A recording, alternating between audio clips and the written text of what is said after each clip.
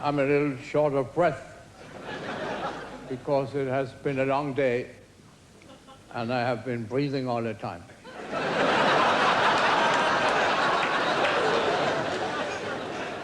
Do you care for piano music? Yes. Too bad. Well, it is always a big question for me to choose something to play.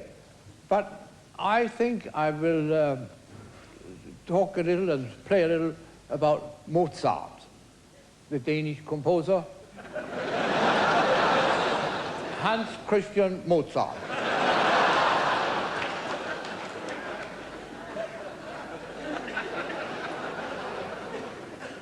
Mozart, as you know, was only from here up.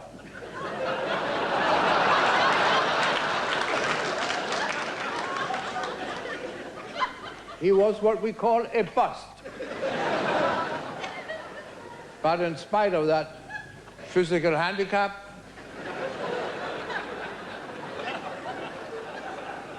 the scholars insist that he was fairly happily married. But Mrs. Mozart wasn't.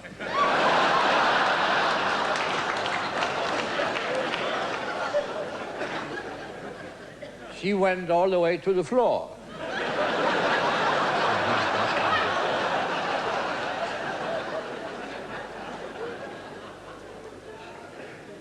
I shall now go to the piano. You didn't think we had one. We might not. I told you. Well, if the piano went up there, I would go up with it.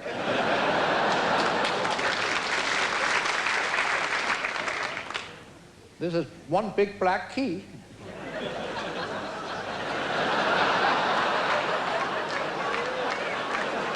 Oh, I'm sorry. This is a wonderful piano. It's a shame these big fat opera singers always lean against them and bend them, isn't it? A shame. These are heavy arias. And now,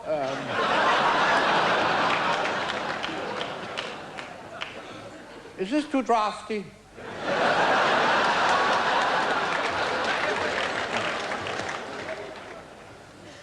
Pardon me for sitting down, but it's...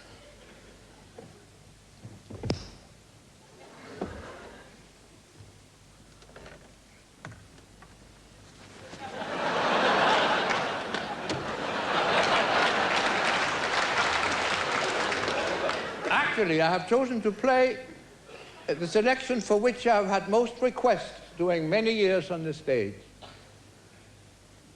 The last request was in 1936. And I can't remember what it was.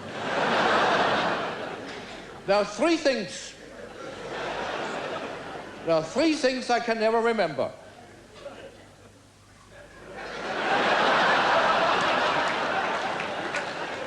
Four.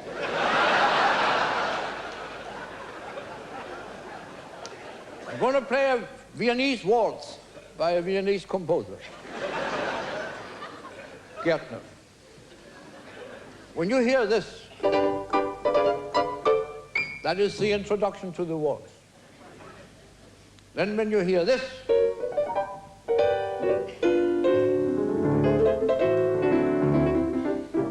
that is the main theme of the waltz. Then when you hear this,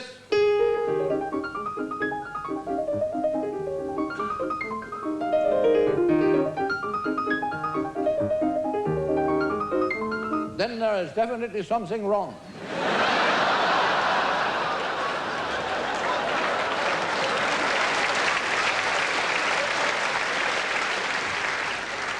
Because that's Chopin. Oh, now I remember. I was going to speak about Mozart. I'm going to play an opera in four flats because he had to move 3 times.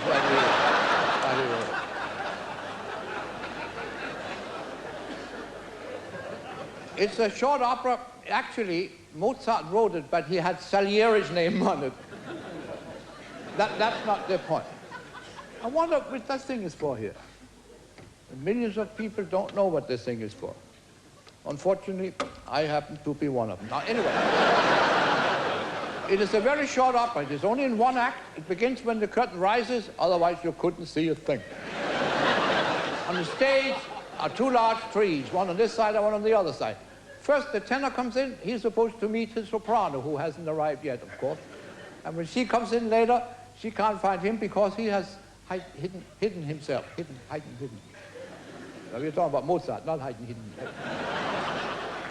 Behind the tree. Now, she hides behind the other tree because she wants to surprise him when he comes in later, which she doesn't because he's there already. It's very difficult. It's a cute plot, so to speak. Now the chorus comes in, but nobody knows why except Mozart, and he's dead.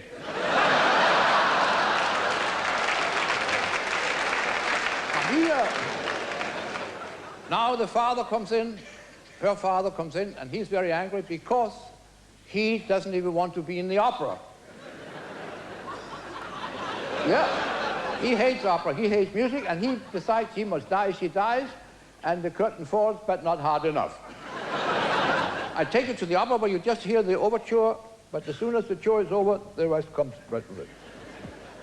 Conductor's footsteps when he enters the orchestra pit. He walks sideways.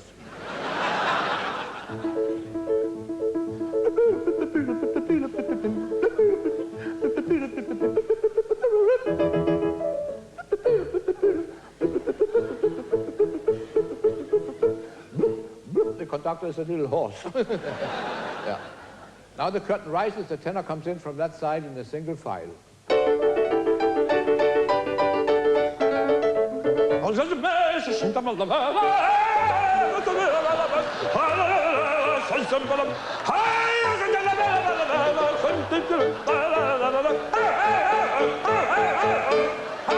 And he goes behind the tree right away.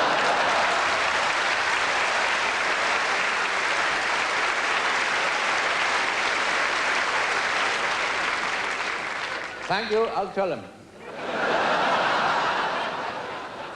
Now the leading lady arrives. She's supposed to fill the part of the soprano. She not only fills it, she overflows it. She's a big soprano. She's about 4.5 feet tall, lying down. She arrives in a single pile. Her voice reaches part of the body other singers never heard of.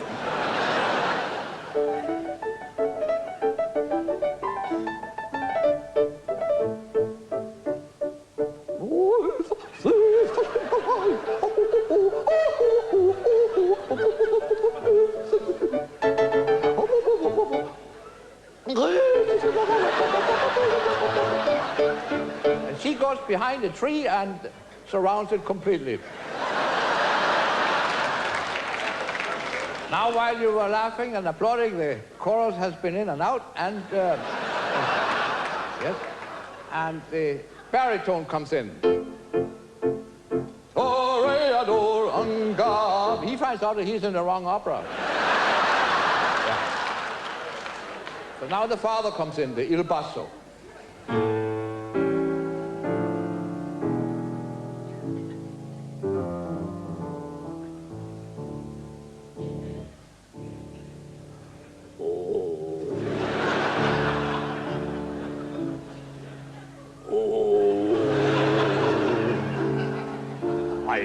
Meine Herren, aufrichten in die Erde.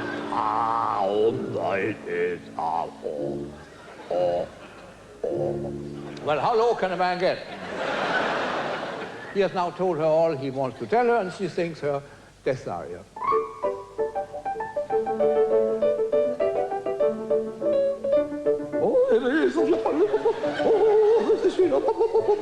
To make a long story short, she dies by stabbing herself between the two big trees there on the stage.